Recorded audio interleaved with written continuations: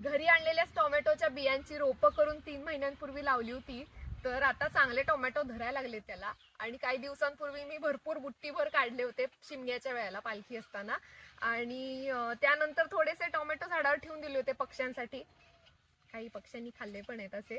आणि आता जे पिकले आहेत ते मी काढून घेते. थोडे काढून झालेत माझे, आता उरलेले आहेत ते काढते.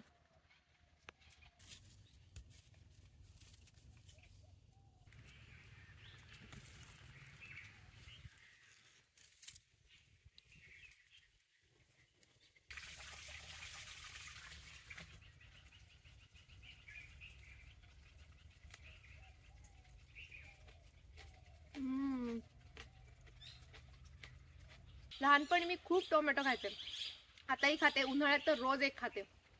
घरचा असल्यामुळे तर काय